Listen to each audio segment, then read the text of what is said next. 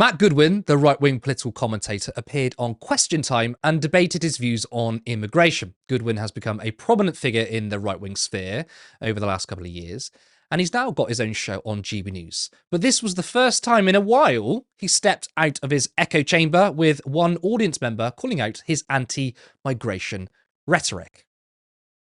Matt, you talked about narrative and mentioned the families of victims of some horrific crimes, but a few weeks ago in our country, a Sikh woman was raped on her way to work by two white men who told her to go back to her country. What would you say to the victim of that family and the motivation behind that attack? Do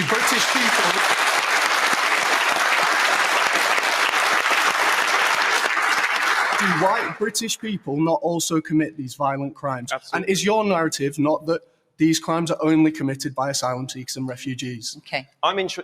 Very brief. I'm interested in evidence.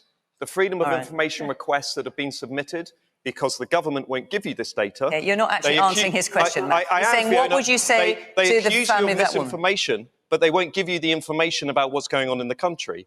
Okay. The freedom of information requests show... Matt, you're not answering his question. I am. If you let me speak, Fiona, the freedom of information requests show... who was raped by two men who told her to go back to her own the same country. thing that I would say to the families of the grooming gang victims. It's horrific and they deserve justice. So why didn't you bring it up when you brought up all the victims of crimes by asylum seekers? Matt, I'm going to take it away. Harriet? About narrative, and that is your narrative. Now, look, it is true that the majority of people in this country are concerned about immigration. I mean, polls show that it's one of the top priorities for voters. This latest YouGov poll shows that immigration and the economy are the top two issues, with both frequently swapping between first and second place. However, a recent poll has shown that the concerns of immigration might almost be entirely fabricated.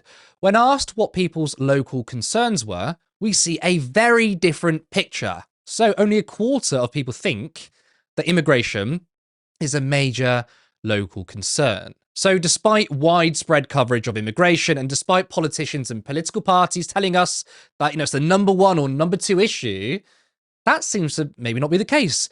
And people's material conditions are far more important. Only 26% of people view immigration and asylum as one of the top three issues facing their local communities.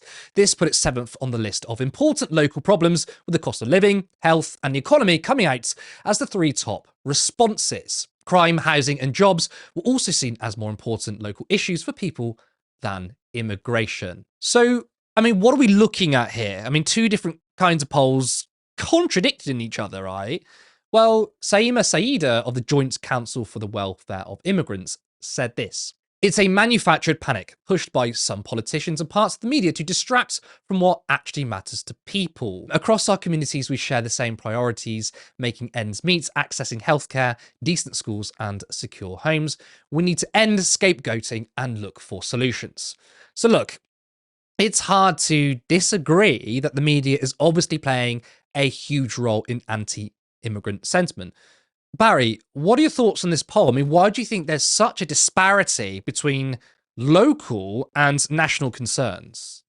Yeah, first of all, that applause from the Question Time audience, what sweet, sweet music that was to see people supporting that guy. And there was actually another guy on who said to Goodwin, "I'm really frustrated that you bring every single issue back to immigration." And also he got a lot of support from the audience. I think that I also find this second poll really heartening, for the reason that I think that when you go to people with policies, again, right, it all comes back to more granular policies. I think we've seen that under Corbyn, when you actually asked people who had been scaremongered about Corbyn, when you actually went to them and told them what his policies were, his policies are kind of popular once you explain them to people. And I think also, if you look at, the Greens, or whether, your party manages to get its act together, I imagine that when you start campaigning and you go around and you knock on doors and you explain to people what you can do locally and what you can do materially to help them, then, I think that people respond really well to that. But it's like you say, the problem is the media doesn't cover things like that in this country, and they're so easily manipulated. If politicians disingenuously or in bad faith push immigration as a major problem, media immediately gets behind that. And it's not just the right-wing media. I think a lot of the time the left-wing media jump onto this as an easy story and they cover it too. And I agree. I think that when you look, I agree. I think that it is a major issue for a lot of people. And I don't think that we should get complacent, and the left needs to attack that and needs to attack it directly and not placate reform, because that's never going to work. But people have been scaremongered and manipulated into feeling it's an issue. It's not a real issue in terms of an impact on their lives. I guess somebody else in the audience said that 37,000 people came over on the small boats last year, but 4.5 million children live in poverty. I think if people can keep getting those messages out there, then hopefully we can assuage people's unjustified concerns. I completely agree. The left shouldn't be complacent. It's one poll, and doesn't mean we say, people don't care about immigration. I think that'll be the wrong thing to do. But what I do think is important, it highlights something that the mainstream media and right-wing parties aren't talking about, which is, and my interpretation of this is, when you're asked about national issues, I do think there's a sense of, what do other people care about? And that feeds into the consciousness of people, right? Because when the question, I think it's more salient to say, what matters to you personally in your local area? I think that's a more important question to ask, right? It's very different. The framing of the question means it's very different, because I think when you ask the question, what's important to you locally, people then actually think, oh, what is important to me locally? Well, healthcare, potholes, wages, rent, bills, all these sorts of things, very much material, right? And actually, people don't wake up every single day thinking about immigration, despite the fact that the mainstream media talk about it, right? Despite the fact that national polling says it's the case, I don't think people wake up thinking, damn, immigrants. But people are going to be thinking about, oh, it's rent today. Oh, my water bill's gone up. I mean, mine's gone up. My mortgage, my interest on mortgages have gone up. And I think that poll accurately reflects everyday life. But I suppose when you're asked on a national stage or on a national poll, it feels like it's not, when the people answering that, it's like, it's actually not my concern, but I think it's everyone else's concern. So therefore I'm going to say it. So in a way, do you think that even though immigration is a concern for people, when we ask the question on national policy, right, do you think that immigration is actually way overblown? Absolutely overblown. Look, it's like that guy said in the audience last night, 37,000 people came over on the small boats, and it's nothing. It's nothing. And you're absolutely right. What people care about on a local level, where I live in my constituency, there are, what's neighborhood WhatsApp groups, right? There's a Facebook forum, there's a Reddit forum. And when I read those things, people in my neighborhood are concerned about crime. They're concerned about that, when they walk down to Walthamstow Central Station, they might get their phone snatched. My neighbor had her phone snatched twice, right?